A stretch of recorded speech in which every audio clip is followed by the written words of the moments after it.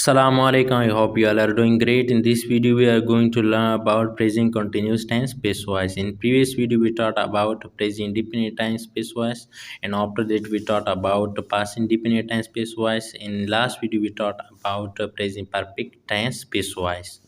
So if you have not watched them, you may watch on my channel. And please, if you have not subscribed my channel, please subscribe it and click on bell icon so that it will inform you about new videos. So let's get started our video. Present continuous tense passive. अगर हम present continuous tense के बारे में बात करते हैं, यानी इसका पहचान हम किस तरह करेंगे, यानी जब उर्दू में पैकरों के आखिर में रहा है, रही है, रहा है वगैरह आते हैं तो वो प्रेजेंट कंटिन्यूस टेंस की जुमले होंगे। अगर इसकी पहचान की बात हम इंग्लिश में करेंगे तो इंग्लिश में इसका helping verb is am are ये इस्तेमाल होगा। और दूसरी बात ये कि इसके साथ यानी वर्ब की फर्स्ट फॉर्म और आईएनजी भी हम लगाते हैं। तो इसका फार्मूला देखते हैं। Object helping verb are is am being third form of the verb by और सब्जेक्ट। ये पॉजिटिव जुमलों के लिए यानी मुस्बत जुमलों के लिए present continuous tense passive का फार्मूला है।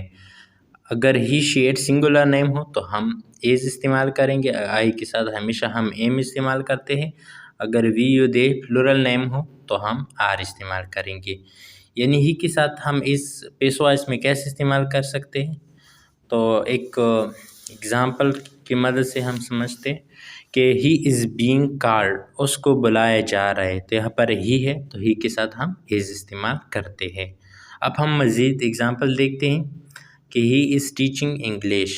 तो यहाँ पर जुमला जो है इसमें इज़ इस्तेमाल किया गया है। और दूसरी बात है कि इसमें यानी वर्ब के फर्स्ट फॉर्म और जी के साथ इस्तेमाल किया गया है, तो ये जुमला प्रेजेंट कंटिन्यूस टेंस का है। तो अब हम इस जुमले में सब्जेक्ट वर्ब ऑब्जेक्ट के बारे में देखते हैं। सबसे पहले हमें सब्जेक्ट ऑब्जेक्ट वर्ब के बारे में जुमले में पता होना चाहिए। तो यहाँ पर ही इज़ टीचिंग इंग्लिश, वो इंग्लिश पढ़ा रहे। तो यहाँ पर ही काम करने वाला है तो ये हमारा सब्जेक्ट है, यानी जो काम करने वाला हो वो सब्जेक्ट होता है। टीचिंग यानी पढ़ाना एक काम है तो ये हमारा वर्ब है। इंग्लिश इस पर किया जाता है तो ये हमारा ऑब्जेक्ट है। और यहाँ पर एज जो है एक हेल्पिंग वर्ब है क्योंकि इस वर्ब का हेल्प करता है। तो ये तीन चीज़ों के बारे में हमने जान लिया। अब इस जुमले को पेश वाइज में कन्वर्ट करना मुश्किल नहीं है। सबसे पहले हमें फार्मूले में क्या है, ऑब्जेक्ट है। तो हमसे फार्मूले में सबसे पहले ऑब्जेक्ट मांगते हैं, तो हम सबसे पहले ऑब्जेक्ट को इस्तेमाल करेंगे। तो यहाँ पर इंग्लिश हमारा ऑब्जेक्ट है, ये हम पिक्री के शुरू में लगाते हैं इंग्लिश। तो ये सिंगुलर है और सिंगुलर के साथ हम एज इस्तेमाल करते हैं। तो यहाँ पर सबसे पहले हमने ऑब्जेक्ट इंग्लिश इस्तेमाल कर दिया, उसके बाद इन तीनों में से हम एज उठाते हैं क्योंकि ये हम ए इंग्लिश जो है सिंगुलर है तो हम एज इस्तेमाल करते हैं। तो कंटिन्यूस टेंस है इसलिए हम बीइंग इस्तेमाल करते हैं पेश वाइज में, तो हम बीइंग का इजाफा भी करते हैं, इसको भी इस्तेमाल करते हैं। अब हम वर्ब की थर्ड फॉर्म इस्तेमाल करेंगे। इधर हम वर्ब देखते हैं, यानी टीचिंग पढ़ाना एक काम है, इसका थर्ड फॉर्म टॉट है तो हम टॉट इस्तेमाल करते हैं। तो यहाँ तक हमारा फार्मूला क्लियर हो गया। उसके बाद हम बाय का इजाफा करते हैं तो हम बाय भी इस्तेमाल करते हैं। उसके बाद यानी ही इधर सब्जेक्ट है तो हमसे भी फार्मूले में सब्जेक्ट मांगते हैं तो हम ही की ऑब्जेक्टिव केस होगा हिम, तो ये भी हमने इस्तेमाल कर दिया। English is being taught by him, यानी अंग्रेज़ी उसके ज़रिए पढ़ाई जा रही है। तो दूसरा एग्जांपल देखते हैं। Everyone is watching the match, यानी हर कोई मैच देख रहा है। तो यहाँ पर एवरीवन काम करने वाला है तो हमारा सब्जेक्ट इज़ हेल्पिंग वर्ब है। वाचिंग यानी देखना एक काम है तो यह हमारा वर्ब है, यानी द फाइनल मैच। तो यहाँ पर everyone is watching the final match, तो यहाँ पर मैच जो है इस पर काम किया जाता है तो यह हमारा ऑब्जेक्ट है। तो हमें अभी सब्जेक्ट ऑब्जेक्ट और वर्ब की पता चला, तो अब हम इस जुमले को पिसवाइज में कन्वर्ट कर सकते हैं। सबसे पहले हम ऑब्जेक्ट इस्तेमाल करेंगे, तो ऑब्जेक्ट हमारा क्या है, यानी द फाइनल मैच, ये हमारा ऑब्जेक्ट है। तो सबसे पहले हम ये फिक्री के शुरू में लगाते हैं द फाइनल मैच, यानी इस पर काम किया जाता है तो इसलिए हमारा ऑब्जेक्ट है। उसके बाद यानी मैच एक ही है, यानी सिंगुलर है और सिंगुलर के साथ हम एज इस्तेमाल करते हैं तो एज। और ये कंटिन्यूस टेंस है इसलिए हम बीइंग इसमें इस्तेमाल करते हैं बीइंग। तो उसके बाद हम वर्ब की थर्ड फॉर्म इस्तेमाल करें, क्योंकि फार्मूले में नेक्स्ट नंबर पर वर्ब की थर्ड फॉर्म में है। तो वॉच वर्ब की फर्स्ट फॉर्म है, आईएनजी भी लगाए हैं, तो इसका थर्ड फॉर्म हमारा होगा वॉच्ड। उसके बाद हम बाय का इजाफा करते हैं, यानी बाय एवरीवन, यानी सब्जेक्ट ये चेंज नहीं होता, तो ये हम वैसे ही लगाते बाय एवरीवन, यानी हर कोई के ज़रिए मैच देखा जा रहा है। तो अब हम देखते हैं नेक्स्ट नेगेटिव सेंटेंस, यानी मनफी जुमले। मनफी जुमले हम कैसे पेश वॉइस में कन्वर्ट करेंगे?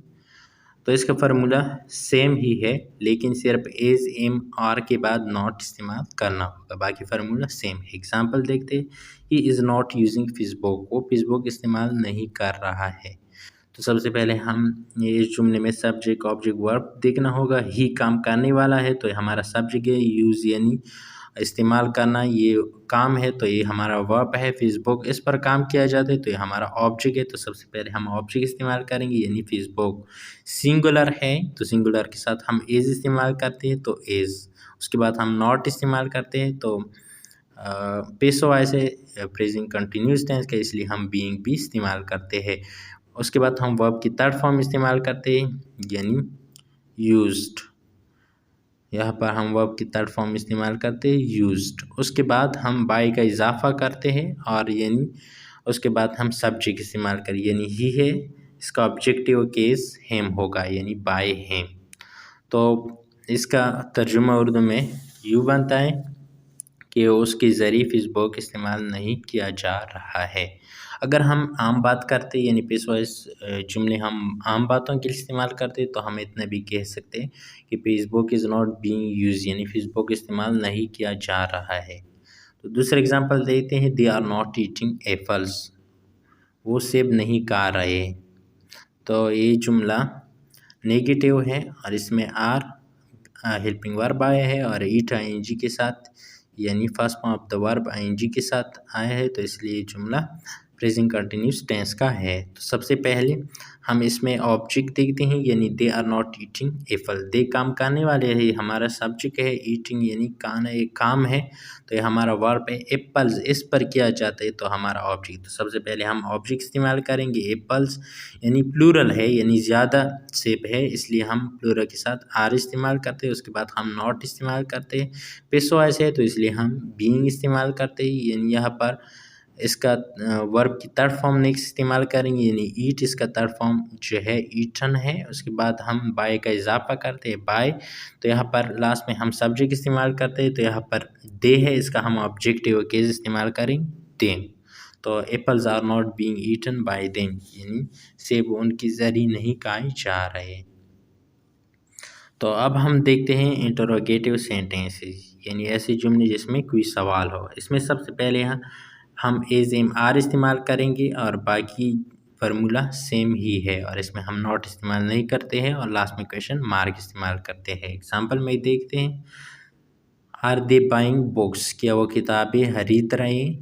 तो दे का यानी आर, तो ये तो हेल्पिंग वर्ब है, एज एम आर ये हमारा हेल्पिंग वर्ब है। तो यहाँ पर दे काम करने वाला है, तो ये हमारा सब्जेक्ट है, यानी बाइंग, यानी बाय जो है first form of the verb है, इसके साथ आईएनजी लगा है, तो बाय ये हमारा वर्ब है, क्योंकि ये एक काम है, यानी खरीदना एक काम है। बुक्स इस पर किया जाता है, तो ये हमारा ऑब्जेक्ट है। तो सबसे पहले हम देखना होगा कि अगर ऑब्जेक्ट सिंगुलर हो तो फिर हम एज इस्तेमाल करते हैं, अगर ऑब्जेक्ट प्लूरल हो तो हम आर इस्तेमाल करते हैं। यहाँ पर ऑब्जेक्ट बुक्स, तो ये प्लूरल है, इसलिए हम आर इस्तेमाल करते हैं, आर। उसके बाद यानी इन तीनों में से हमने एक को इस्तेमाल कर दिया आर, उसके बाद हम ऑब्जेक्ट इस्तेमाल करेंगे, यानी बुक्स। उसके बाद हम बीइंग इस्तेमाल करते हैं, क्योंकि कंटिन्यूस टेंस जब हम पेश वॉइस में कन्वर्ट करते हैं तो बीइंग इस्तेमाल करते हैं। उसके बाद बाय है यहाँ पर, तो हम थर्ड फॉर्म इस्तेमाल करेंगे, क्योंकि फार्मूले में हमसे थर्ड फॉर्म मांगते हैं, तो बॉट इसका थर्ड फॉर्म है। उसके बाद हम बाय का इजाफा करते हैं, बाय, तो ऑब्जेक्टिव केस इस्तेमाल करेंगे, यानी यहाँ पर दे जो है सब्जेक्ट है, तो हमसे लास्ट में सब्जेक्ट मांगते हैं, लेकिन दे है तो ये दे में कन्वर्ट हो जाएगा। उसके बाद हम क्वेश्चन मार्क इस्तेमाल करते हैं, क्योंकि ये सवालिया जुमला है। Are books being bought by them, क्या किताबें उनके ज़रिए खरीदी जा रही। तो दूसरा एग्जांपल देखते हैं, इज़ ही टेकिंग टी, तो क्या वो चाय पी रहा है, तो यहाँ पर इज हेल्पिंग वर्ब है, फिक्र के शुरू में लगा है क्योंकि जुमला सवालिया है। तो ही काम करने वाला है, तो यह हमारा सब्जेक्ट है। टेकिंग यानी ये काम है लेना, तो ये हमारा वर्ब है, टीएस पर किया जाता है, तो हमारा ऑब्जेक्ट है लास्ट में क्वेश्चन मार्क। तो सबसे पहले हम इन तीनों में से एक इस्तेमाल करेंगे, तो यहाँ पर हम इज इस्तेमाल करते हैं क्योंकि हमारा ऑब्जेक्ट सिंगुलर है यानी एक है। तो यहाँ पर हम टी भी इस्तेमाल करते हैं यानी पेसो वॉइस है कंटिन्यूस के, इसलिए हम बीइंग भी इस्तेमाल करते हैं। उसके बाद यानी टेक ये फर्स्ट फॉर्म है और इसका टॉक सेकंड फॉर्म है और टेकन इसका थर्ड फॉर्म है, तो हम टेकन थर्ड फॉर्म इस्तेमाल करते हैं क्योंकि हमसे वर्ब की थर्ड फॉर्म मांगते हैं। उसके बाद हम बाय का इजाफा करते हैं बाय, और उसके बाद यानी ही है इसका ऑब्जेक्टिव केस इस्तेमाल करेंगे, ये हिम में कन्वर्ट हो जाएगा और लास्ट में क्वेश्चन मार्क। तो हमारा जुमला बन गया इस टी बीइंग टेकन बाय है, चाहे उसके ज़रिए पी जा रहे हैं, तो ये हमारा जुमला बन गया।